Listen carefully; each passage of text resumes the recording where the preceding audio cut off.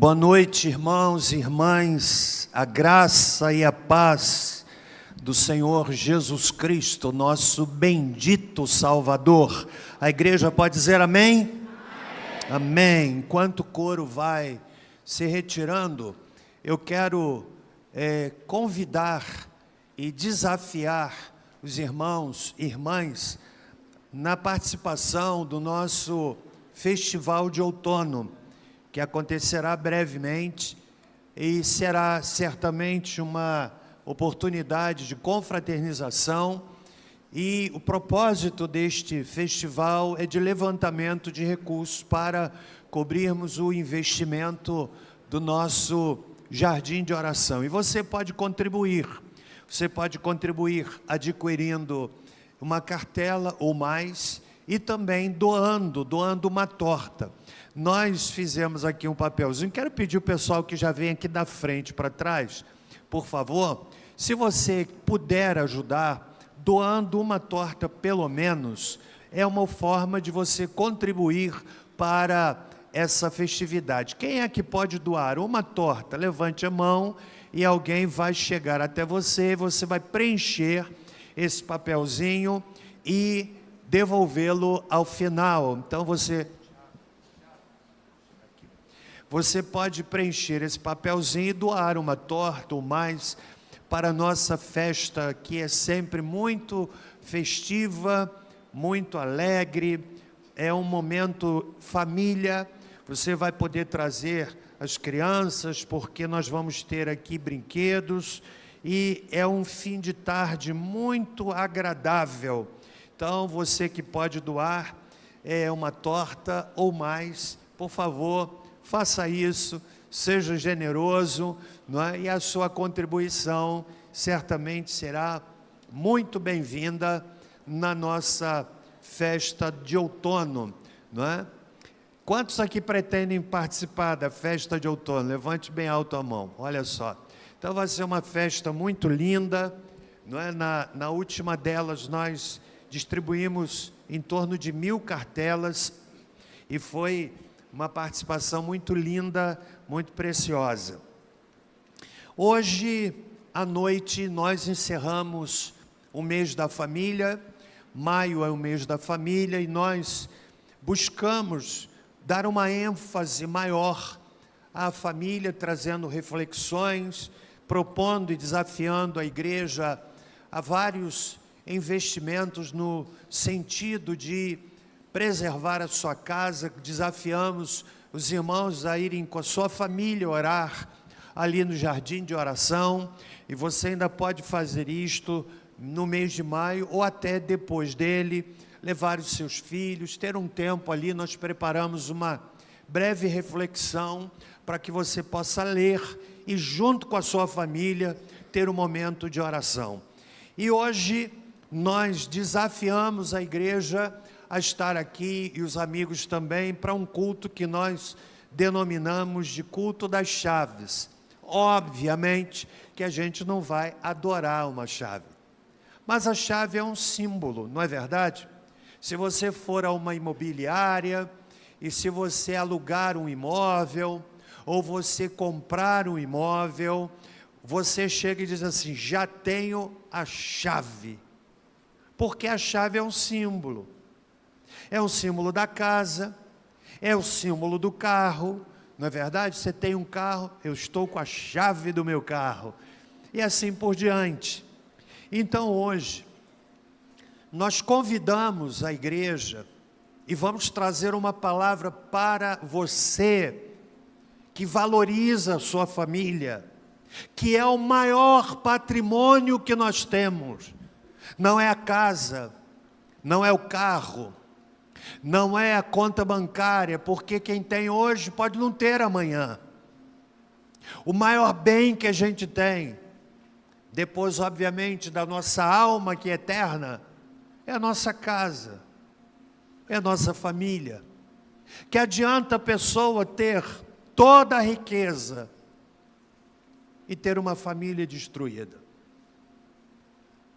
Que adianta a pessoa ter muitos imóveis e ter a sua casa desajustada? Hoje eu ouvia o depoimento do pastor Silas Malafaia, que é um pastor muito polêmico, mas eu admiro algumas coisas nele. E ele hoje, ouvi ali um depoimento, porque é o pastor que tem o programa mais antigo na televisão. E ele contando ali para o entrevistador, como foi lá no início, ano de 1982, quando ele começou o trabalho na televisão.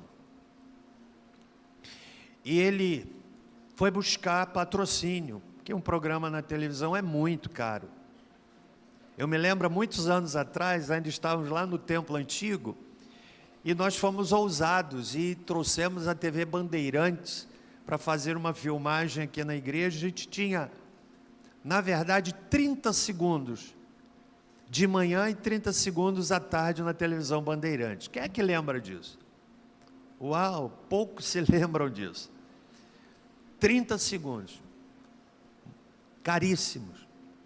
E ele contando que, para levantar recursos para a manutenção da sua rede, do programa de televisão, ele pensou num empresário muito rico.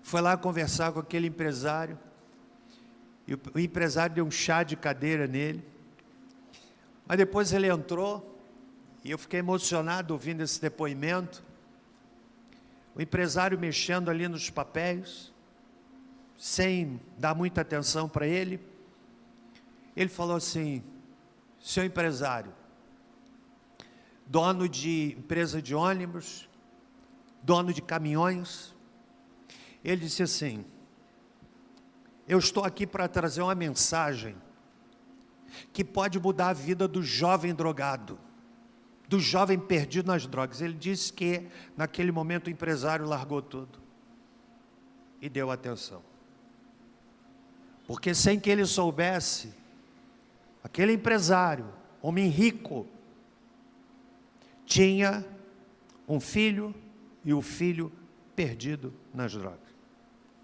Fato é que ele saiu dali com 30% do apoio para o seu programa na televisão. Olhe para mim. Certamente que você tem dificuldades na sua família. Se você vive numa família que você nunca discutiu com a sua esposa, nunca teve um desencontro conjugal, nunca precisou chamar a atenção do seu filho, nunca enfrentou um problema de saúde na família, então eu quero dizer para você que você está numa família perfeita. Mas se você já teve problema de desencontro no casamento, opiniões diferentes, teve discussão, se você já precisou chamar a atenção do seu filho, se você já viveu alguma situação em que você disse algo que feriu alguém, e alguém disse algo que feriu você, mas você tratou pela via do perdão, então você tem uma família normal e uma família saudável. Agora, se você está numa família em que há desentendimento,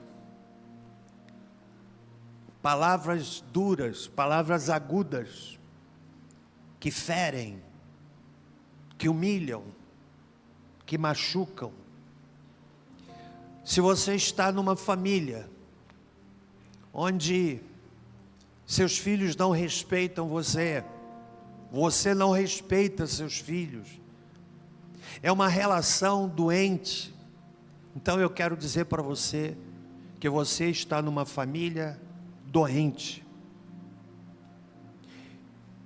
E lamentavelmente, é a predominância famílias doentes. Famílias que vivem de uma fachada, de uma fantasia, de uma caricatura. Famílias que vestem máscaras, que mostram na sociedade aquilo que não são na intimidade. Para estas famílias, nós queremos dizer que Deus quer abençoar a sua casa. Quer abençoar a sua casa. E eu entendo que você veio hoje aqui atraído por esse convite. Eu não posso mudar a sua casa. O meu campo de luta é na minha família, que não é uma família perfeita. Se você perguntar, pastor Celso, você já teve desentendimento com a Débora? Sim, porque eu sempre estou certo. Se eu já precisei chamar a atenção dos filhos? Sim, porque somos uma família normal, mas nós aprendemos a dizer sempre um para o outro: eu amo você. A gente se abraça.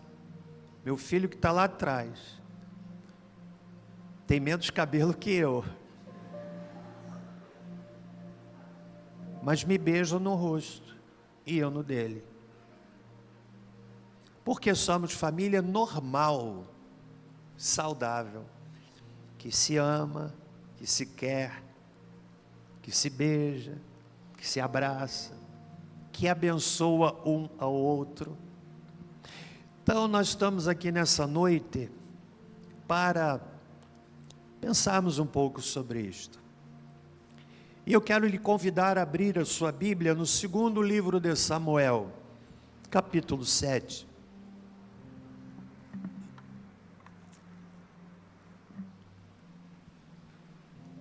Quantos trouxeram o símbolo da sua chave? Levante, por favor. Se você puder balançar a sua chave, pode fazer isso? Uau! Mais uma vez, sacode. Que legal. Ok, gente. Muito bom. Nós vamos orar depois por sua casa representada pela sua chave.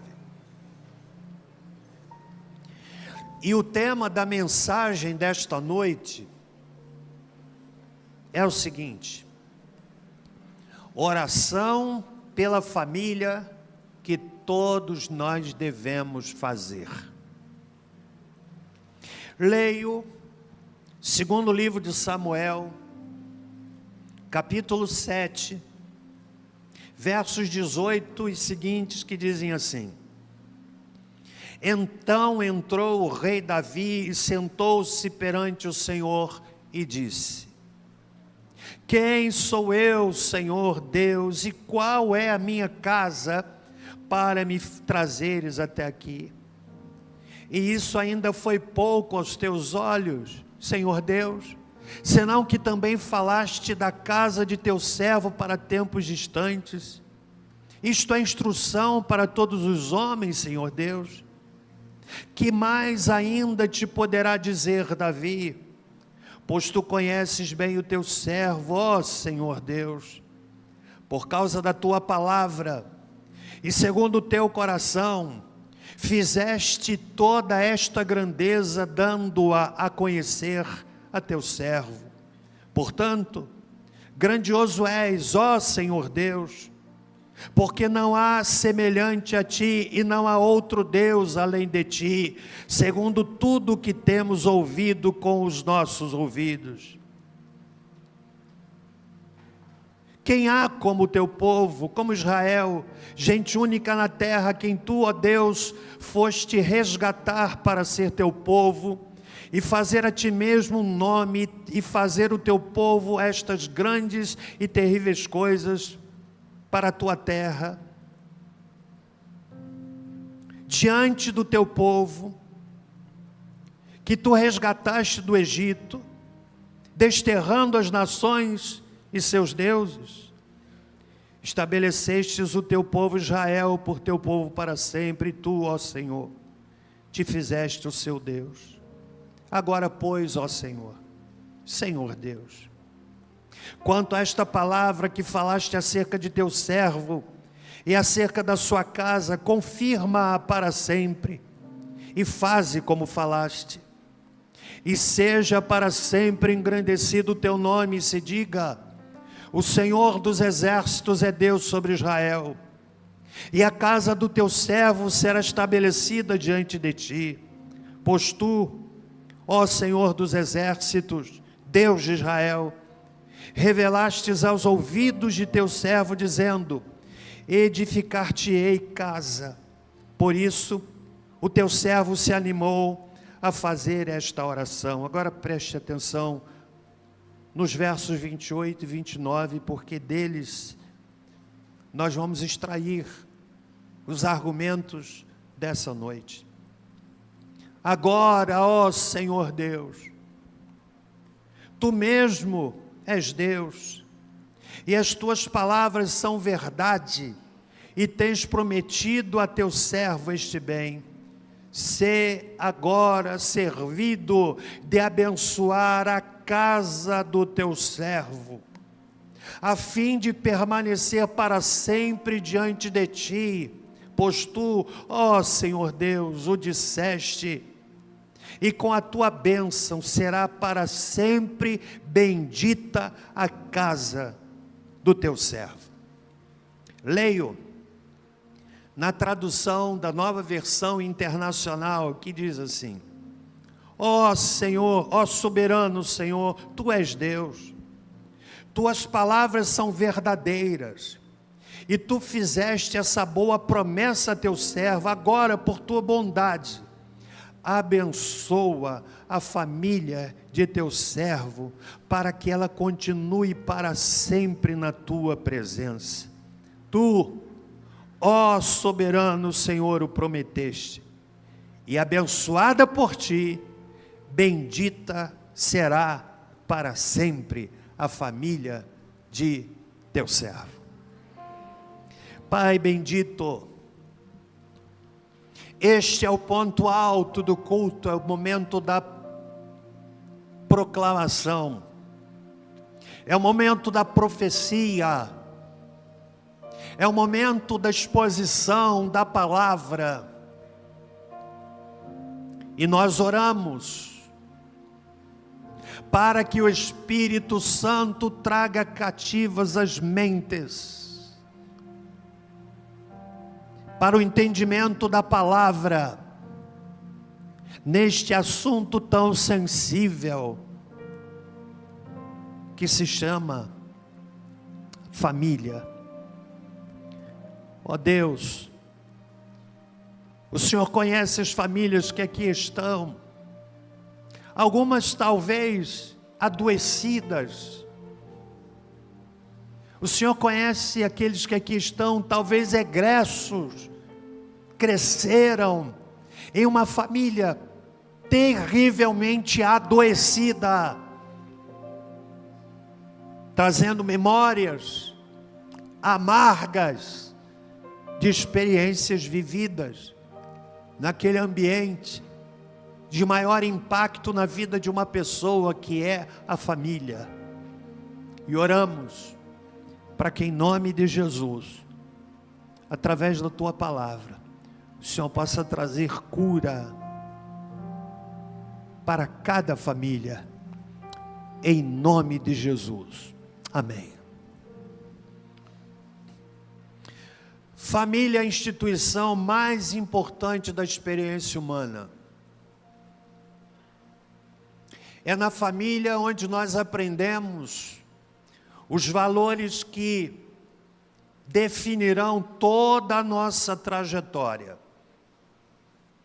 É na família que nós aprendemos respeito, é na família que nós aprendemos consideração, é na família que nós aprendemos temor a Deus ou a falta dele. Tudo começa na família. Há famílias adoecidas, por exemplo, pelo adultério. Pessoalmente, eu não vejo a interpretação comumente que se faz de maldição hereditária por conta de vários princípios bíblicos, que diz que o indivíduo que nasce numa família que tem tal comportamento por um peso de maldição, toda a sua descendência há de repetir aquele comportamento. Essa interpretação, grosso modo, que se faz de maldição hereditária. Creio firmemente que quando a pessoa aceita Cristo, toda maldição é quebrada em nome de Jesus. Todavia,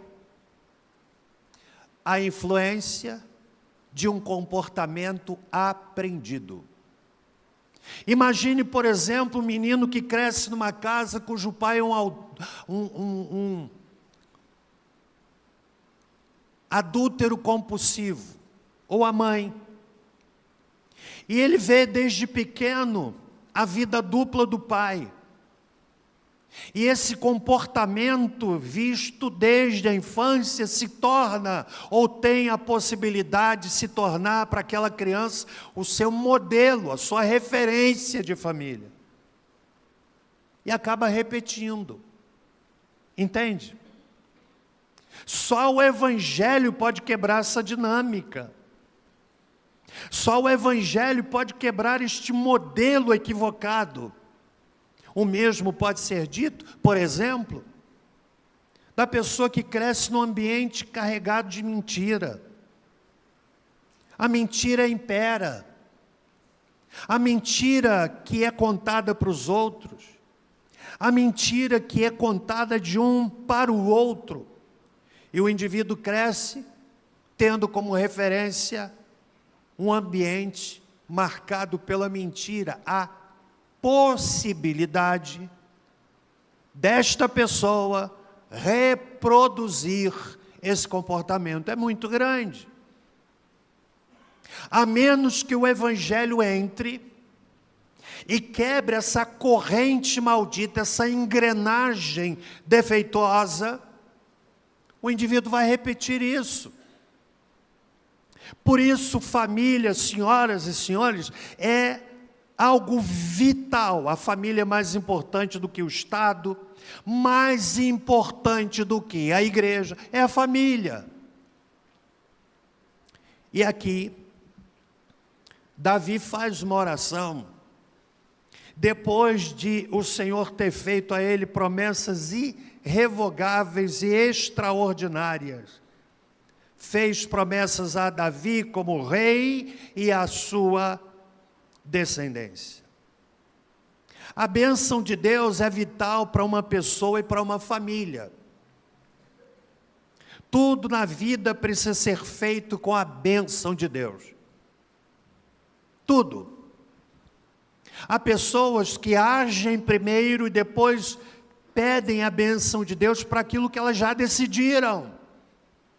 Como se Deus fosse obrigado a chancelar, a autenticar, a carimbar algumas escolhas equivocadas que a pessoa faz. E não dá certo. Paulo então, ou Davi então, faz uma oração. E nos versos 28 e 29, ele conclui esta oração dizendo: ó soberano Senhor, Tu és Deus, Tuas palavras são verdadeiras e Tu fizeste essa boa promessa a Teu servo. Agora, olha que oração maravilhosa, por Tua bondade, abençoa a família do Teu servo, para que ela continue para sempre na Tua presença. Tu, ó soberano Senhor, o prometeste. E ele encerra dizendo: e abençoada por Ti, bendita será para sempre a família de Teu servo. Então, uma oração que todos nós devemos fazer.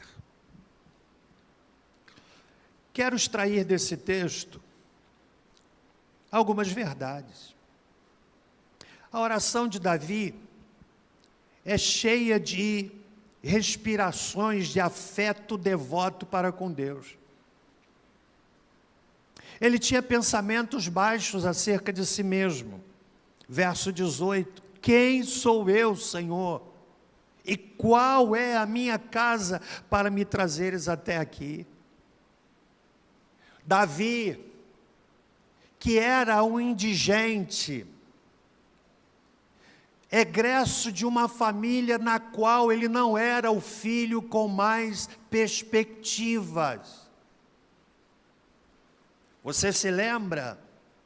E aqueles que não conhecem, eu lhes digo, que quando Deus rejeita Saul e manda Samuel à casa de Jessé, porque de lá sairia o novo rei de Israel, Jessé faz desfilar diante de Samuel todos os seus filhos valorosos, aqueles que impressionavam, mas nenhum deles foi escolhido por Deus, porque Deus não trabalha a partir da nossa perspectiva. E Samuel perguntou: mas não tem alguém mais? E Jessé disse: tem o meu filho que está lá no campo. E vem Davi, um adolescente, ou saindo da adolescência, franzino, sem aparência, ruivo, não impressionava, não era musculoso, não era malhado, não era sarado, era um garoto. Mas quando Samuel pôs os olhos em Davi, disse assim: é esse que o Senhor quer. E Deus o tira de uma família simples e o coloca para ser rei de Israel. Isso é fascinante. Deus trabalha com os improváveis. Talvez você seja um improvável, se veja como um improvável. Deus trabalha com improváveis. E Davi então faz uma oração. A oração de Davi é uma oração de quem se volta para sua casa. Davi teve fracassos familiares. Ele foi um grande rei, um grande governante, um grande homem de Deus. Mas a Bíblia não esconde o fato de que ele fracassou na sua vida moral. É certo que ao citarmos Davi, muitos de nós nos lembremos de dois episódios na vida deste homem. O primeiro, quando ele luta com o gigante Golias, um homem de quase 3 metros de altura, que impressionava, talvez sofresse ele de um gigantismo, e vem aquele homem, com seu escudo, com a sua espada, com a sua lança, olhando de cima para baixo, vendo aquele menino Davi. Eu fico impressionado com a garra de Davi. Davi era corajoso. Ele não olhava a vida a partir da sua perspectiva, mas ele olhava a vida a partir da perspectiva de Deus, porque quando ele olha para aquele gigante, que vem para ele espumando, respirando ódio e dizendo: mas me mandaram isso. E Davi, olhando de baixo para cima, crava os seus olhos nos olhos de Golias, e vendo a vida na perspectiva de Deus, ele diz assim: você vem a mim com espada, com escudo e com lança, mas eu venho lutar com você em nome do Senhor dos exércitos. E tem mais: Deus vai me dar a sua cabeça hoje, Golias. Que coragem. Em outro texto, Davi diz assim: com meu Deus eu salto muralhas, com meu Deus eu enfrento um esquadrão. Uau! Era alguém que aprendeu a ver a vida na perspectiva do Senhor, a quem ele se refere dizendo: ele é o meu pastor e nada me faltará. É Davi que olha já no final da sua vida idoso, conforme está no Salmo 37, e ele nos lega esta afirmação extraordinária: deleita-te também no Senhor, e Ele te concederá o que deseja o teu coração. Entrega o teu caminho ao Senhor, confia nele, e Ele tudo fará. E lá no Salmo 37, verso 25, ele diz: eu fui moço, agora sou velho, mas nunca vi o justo desamparado, nem a sua descendência mendigar o pão. E é esse Davi que está fazendo essa oração em favor da sua família. Quero destacar aqui algumas verdades contidas nos versos 28 e 29, no desejo de que você ore como Davi por sua família. Eu não posso orar com mais fervor por sua família do que você mesmo orando por ela.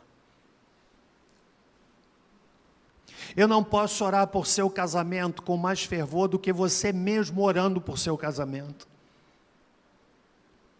Não podemos terceirizar a responsabilidade.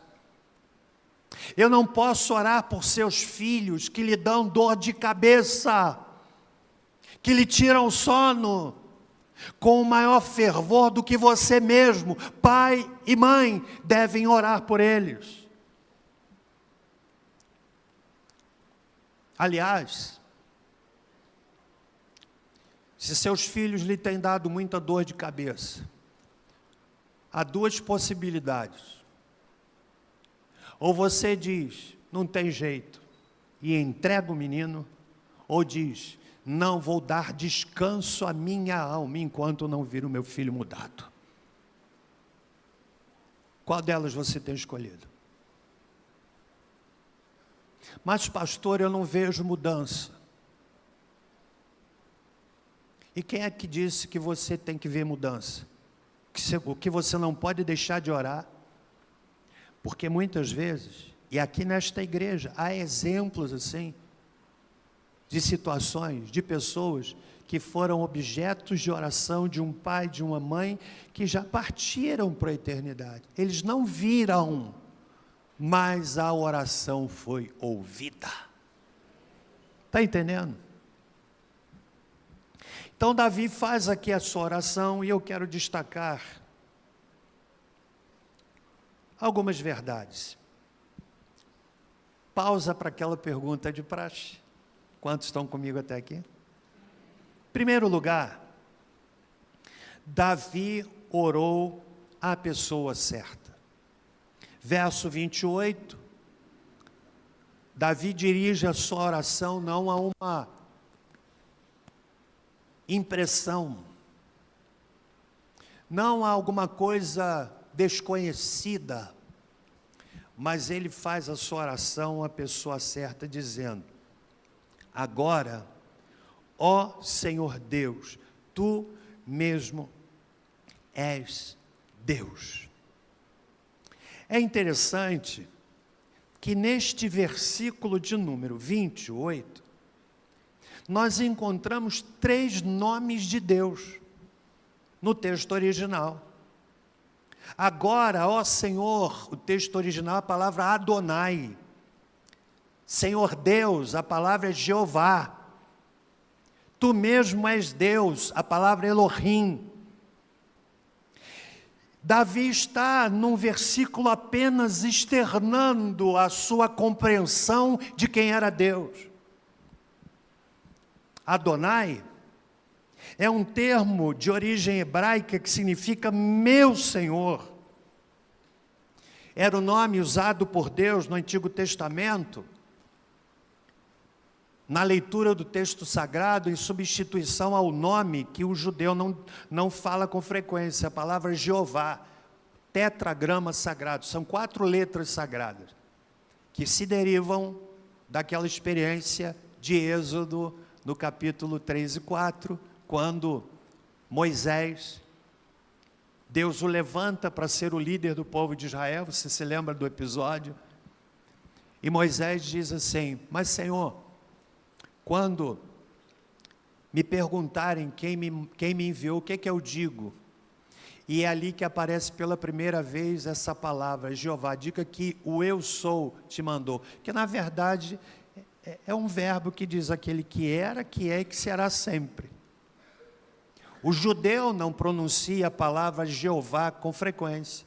Quando ele lê o texto sagrado e se depara com essa expressão, ele usa o termo Adonai, meu Senhor. E aqui, Davi externa a compreensão que ele tem de Deus. Senhor Deus, Tu mesmo és Deus. Esta mesma compreensão, irmãos, é apresentada no Salmo de número 113, para eu não citar outros, que diz assim: Aleluia! Louvem, ó servos do Senhor, louvem o nome do Senhor. Seja bendito o nome do Senhor, desde agora para sempre. Do nascente ao poente, seja louvado o nome do Senhor. O Senhor está exaltado acima de todas as nações, e acima dos céus está a sua glória. Quem é como o Senhor, o nosso Deus, que reina em seu trono nas alturas, mas se inclina para contemplar o que acontece nos céus e na terra. Ele levanta do pó o necessitado e ergue do lixo o pobre, para fazê-lo sentar-se como príncipes, com os príncipes do seu povo. Dá um lar à estéril e dela faz uma feliz mãe de filhos. Aleluia! Davi tinha uma compreensão real de quem era Deus.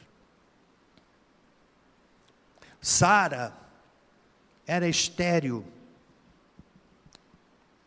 e dela nasceu Isaque. Gênesis capítulo 11, verso 30. Rebeca era estéril e dela nasceram Esaú e Jacó. Gênesis capítulo 25, verso 21. Raquel era estéril e dela saíram José e Benjamim. Gênesis capítulo 35, verso 24. A esposa de Manoá era estéril e dela saiu o forte Sansão. Juízes capítulo 13. Isabel era estéril e dela saiu João Batista. Lucas capítulo 1, verso 7. Então eu quero que você entenda que a oração por sua família precisa ser com uma compreensão de quem é Deus. É o ponto básico. Estão entendendo? Davi tinha essa compreensão. Ele fala com Deus em favor da sua família, mas com a compreensão clara de quem é Deus. Então ele ora a pessoa certa. Mas em segundo lugar, sabe o que eu aprendo do texto? Davi orou com a confiança certa. No verso de número 28, ele diz assim: as tuas palavras são verdade. Davi sabia que aquilo que Deus promete, Ele cumpre. No primeiro livro de Samuel, capítulo 15, verso 29, nós encontramos assim: Deus não é homem para que minta, nem filho de homem para que se arrependa. Porventura, tendo Ele prometido, não o fará? Ou, tendo falado, não o cumprirá? Aquele que é a glória de Israel não falta com a verdade, nem muda seu propósito, pois não é um ser humano para que se arrependa do que aprova.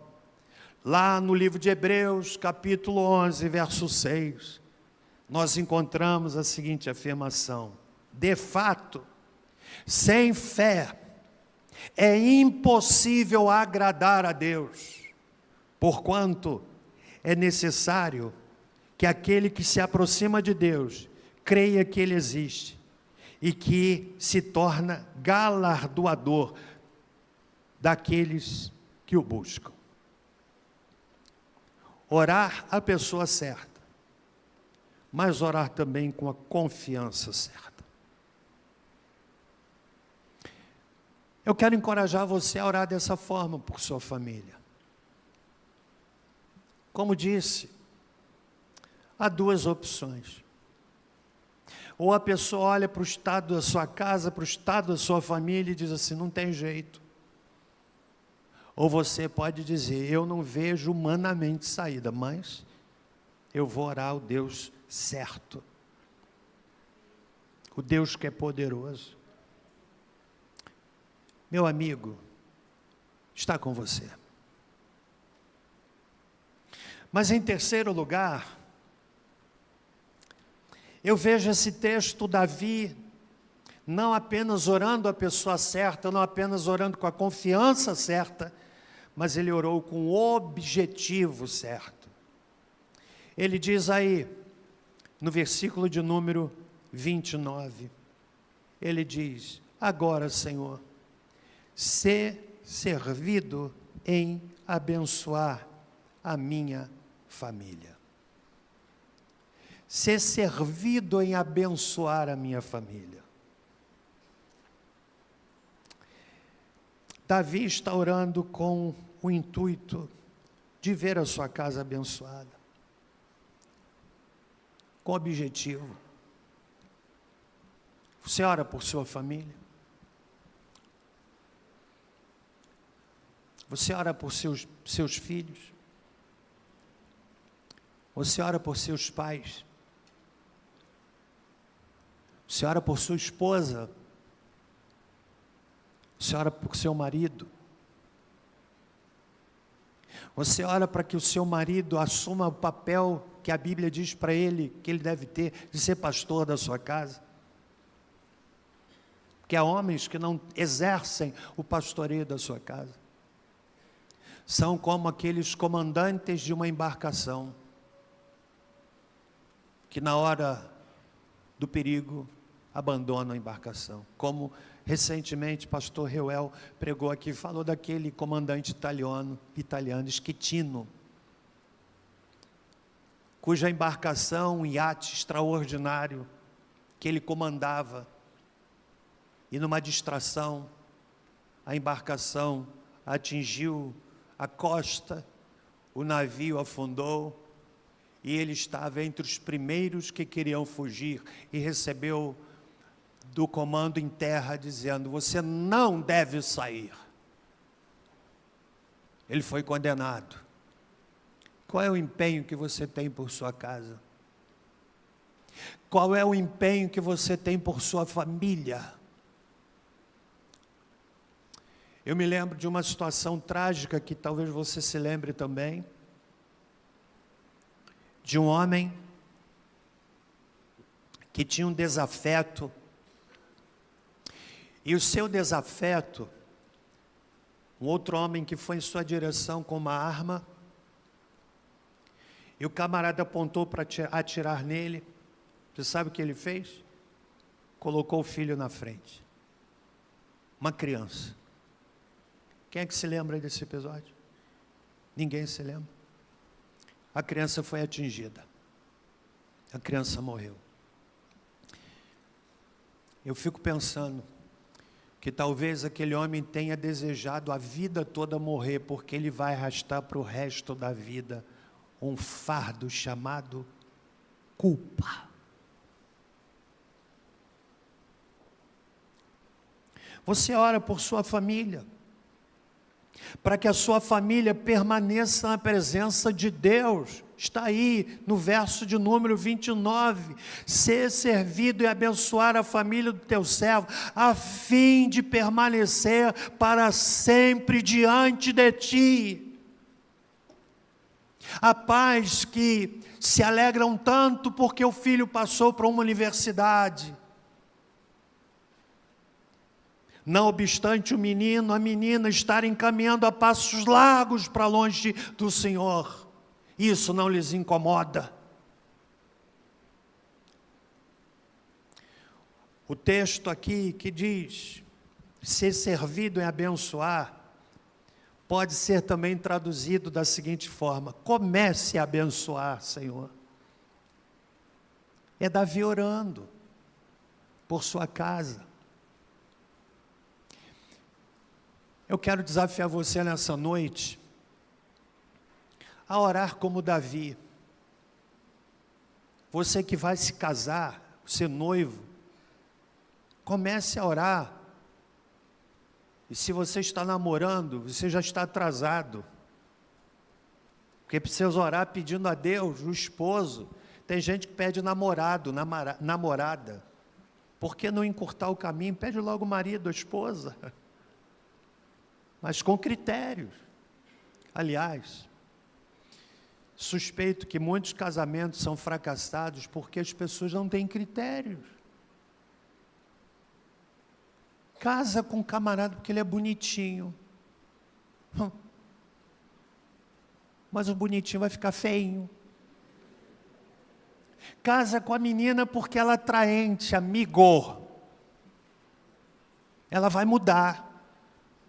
Sobretudo quando tiver filhos, muda. A pessoa não tem critério.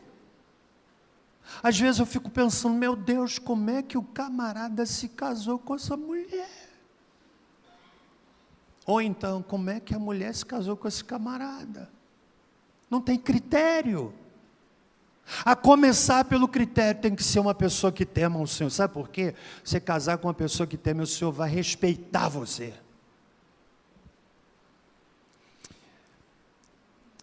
Às vezes eu fico pensando, refletindo, meditando, né?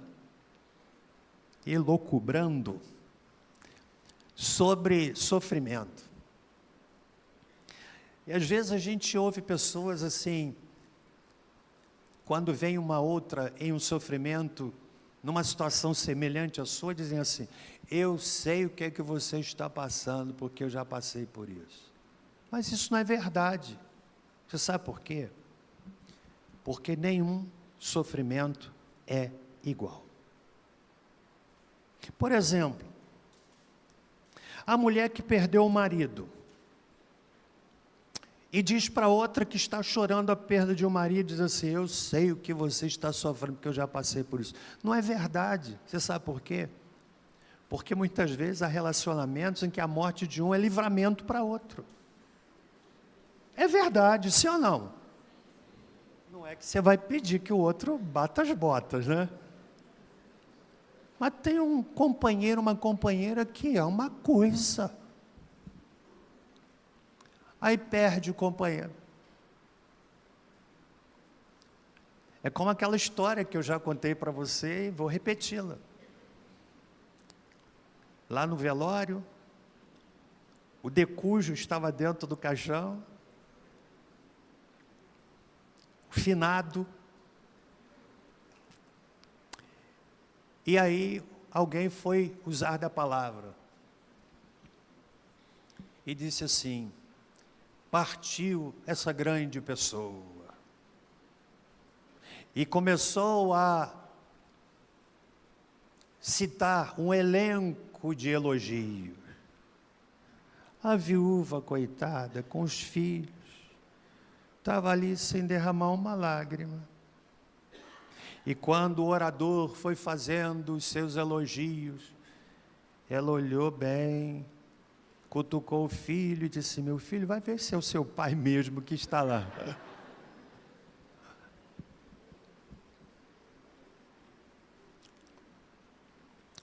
Você ora por sua família. Davi está orando dizendo que a minha família, está aqui no texto, permaneça para sempre diante de ti. Você entendeu isso? Que a minha família permaneça para sempre diante de ti. Por fim, Davi não apenas ora a pessoa certa, não apenas ora com a convicção certa, não apenas ora com a confiança certa, com o objetivo certo, mas com uma expectativa certa. E eu a vejo no versículo de número 29.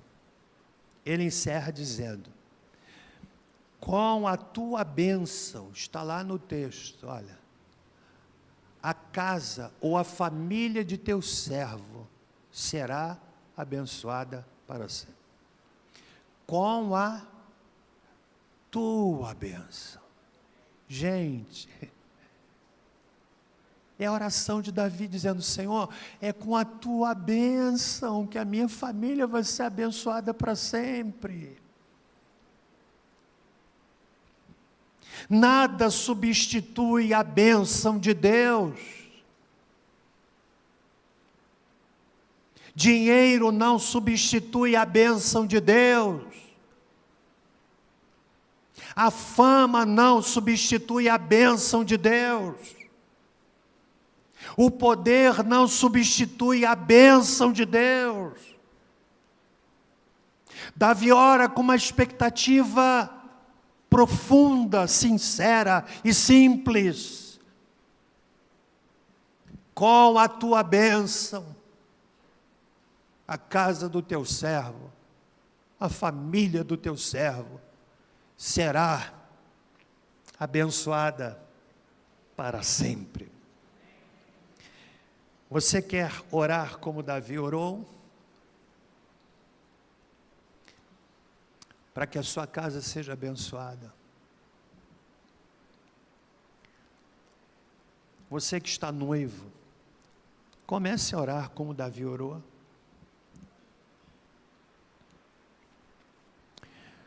Você que está sozinho e buscando namorado, namorada, ore como Davi orou. Senhor, manda a pessoa certa. Você que está num casamento doente, disfuncional, comece a orar como Davi orou. Senhor, abençoa a minha casa. Converte o meu coração ao coração do meu esposo e o coração dele ao meu. Normalmente o casal, eu já fiz muitos casamentos.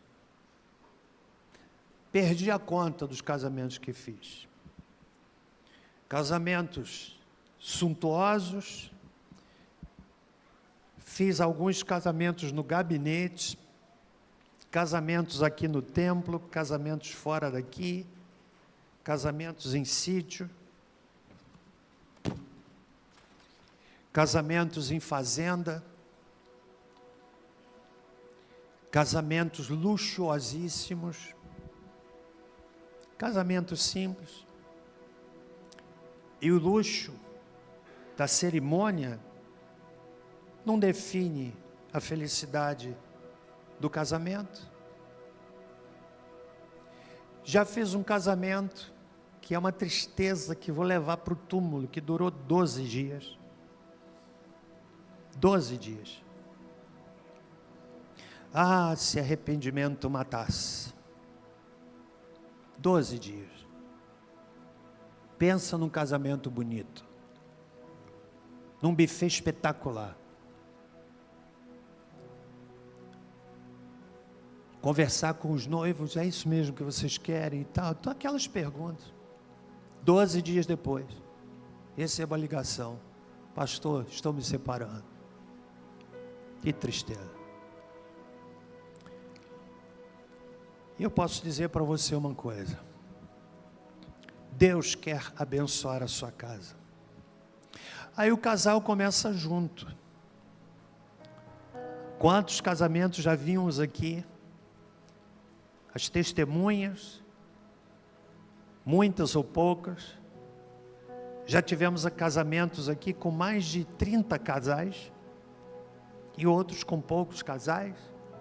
Aquele momento mágico da noiva entrando, e eu firmo os meus olhos no noivo e ele fica emocionado quando toca a marcha nupcial e vem entrando a noiva. São 2 pombinhos com declarações amorosas, mas não é raro o casal que tinha ponte quebra a ponte e começa a construir parede. Você sabe por quê? Que normalmente, enquanto o casal celebra o romantismo, eles sussurram, porque os corações estão próximos. Palavras afetivas, diminutivas, carinhosas, meu pombinho, minha gatinha, e por aí vai. E pegam todos os animais dóceis. Mas a ponte vai sendo quebrada e vão colocando fiadas de tijolos que vão se constituindo em paredes. Aí o casal vai ficando distante. Já não são mais palavras dóceis, são palavras duras, palavras altas, e saem do ambiente dos animais dóceis e entram no ambiente dos animais paquidérmicos. Deus quer abençoar a sua casa, amigo, e é isso que a gente vai fazer agora. Vamos ficar em pé. Quero convidar você a estar junto da sua família. Fique junto da sua casa. É a hora de você pegar a sua chave.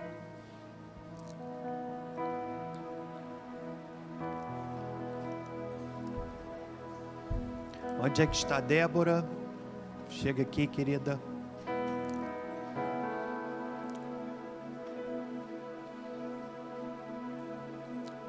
É hora de nós colocarmos a família diante do trono de Deus.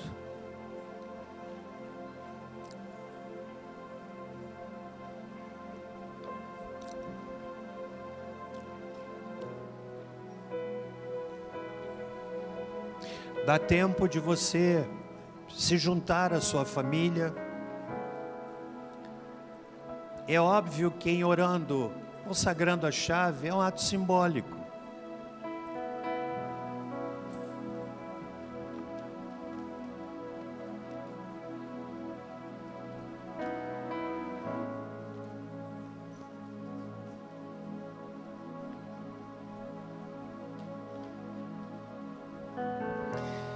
Família é coisa muito preciosa, gente. Muito preciosa. Quando a pessoa perde, é que ela dá conta. Meu Deus, por que eu não desfrutei? Por que eu não aproveitei? Então nós vamos orar nesse momento, consagrando a Deus a sua casa. Quantos estão entendendo aqui o que o pastor está falando? Mas antes de orar por você, eu quero dar a você a oportunidade de dizer alguma coisa para a sua família. Diga uma palavra, eu amo você, ou enfim, o que você quiser.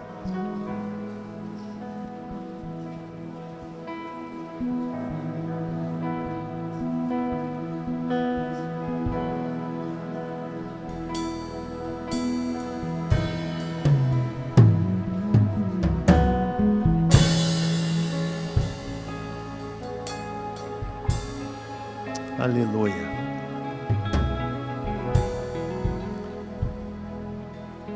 Vamos falar com Deus. Curve a sua cabeça, por favor. Senhor Deus, me dá. Neste momento em que tomamos nas mãos as chaves da nossa casa,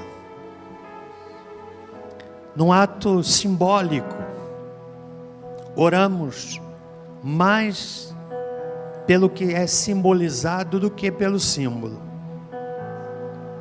Assim como a aliança é o símbolo do casamento, as chaves são símbolos da nossa casa. E nós consagramos a Ti os nossos lares. Oramos como Davi orou. Sinceramente dizemos, Senhor, abençoa a família do teu servo, para que ela ande perante o Senhor para sempre, em nome de Jesus. Ó Deus, como o inimigo tem investido contra as famílias, é uma ação estratégica do inferno, porque destruindo uma família, é potencializada a destruição na vida dos pais, na vida dos filhos e demais familiares. E nessa hora, Senhor,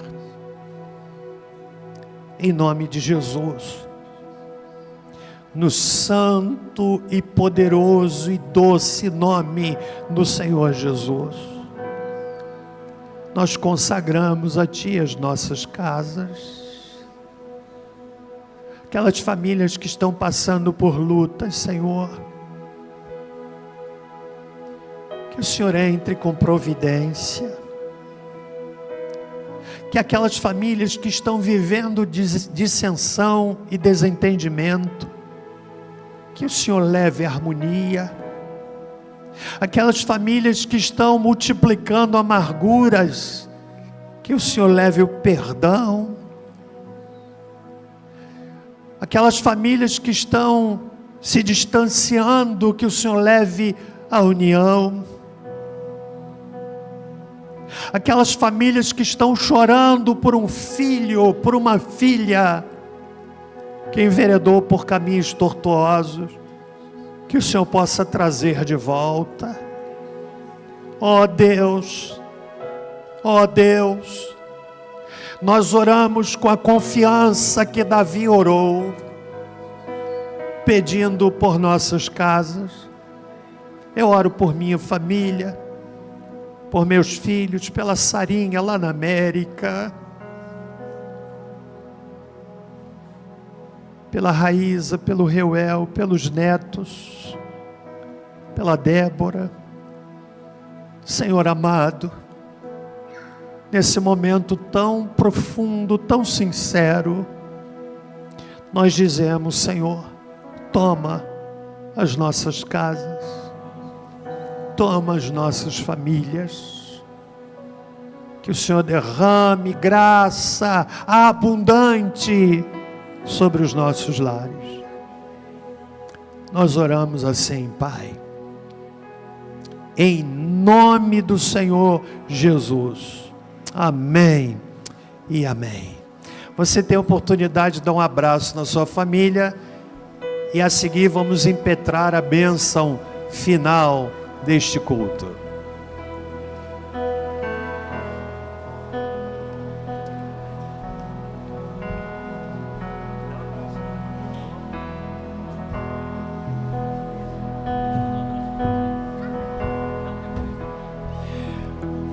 Você vai receber a bênção agora. Quantos foram abençoados nessa noite?